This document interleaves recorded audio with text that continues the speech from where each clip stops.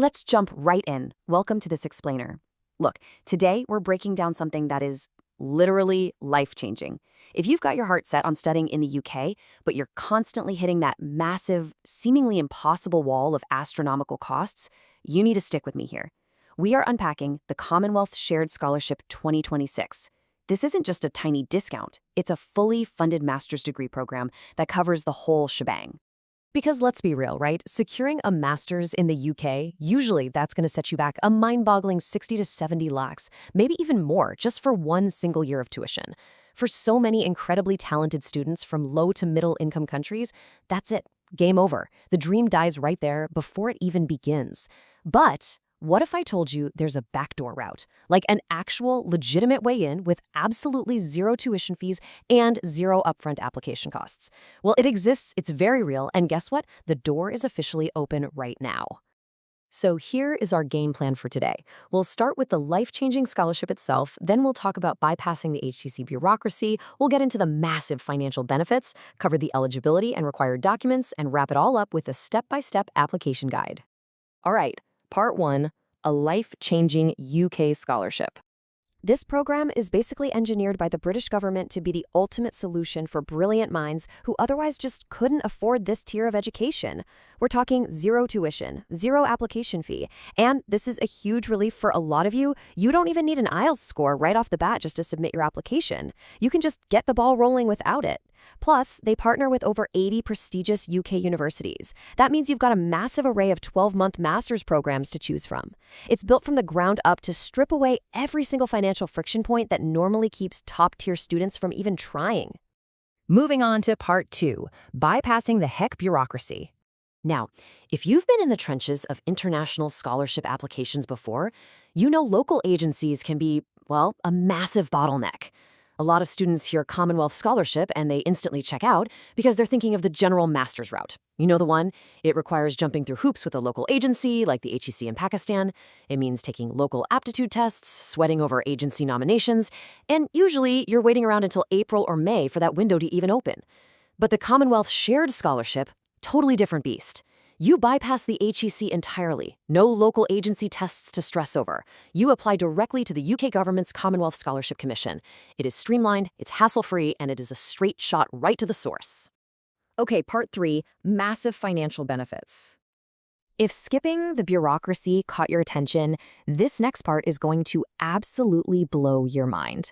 Let's talk numbers, because this is where the fully funded promise actually delivers. Get a load of this. 1,800 British pounds every single month.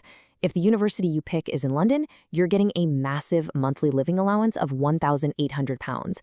To put that into perspective, for a lot of South Asian students, that's roughly 5 to 6 lakhs a month, dropped right into your account just to live on. And hey, even if you choose a uni outside of London, you're still looking at a super generous $1,450 a month.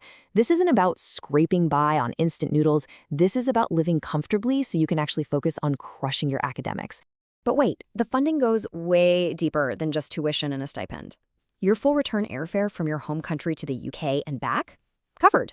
A warm clothing allowance so you can actually survive a British winter without emptying your savings? Yep, covered. They even throw in a specific grant for your thesis expenses, they cover those mandatory health tests, and there are dedicated allowances if you happen to have a disability. Oh, and if you're widowed, divorced, or a single parent, there's a dedicated child allowance too. I mean, they have literally thought of everything to make sure you have zero financial stress. It's wild. Which brings us to Part 4, eligibility and required documents. So, what's the catch? What do you actually need to qualify? Well, the core ethos of this program is that it's strictly for folks who genuinely couldn't afford to study in the UK without this cash.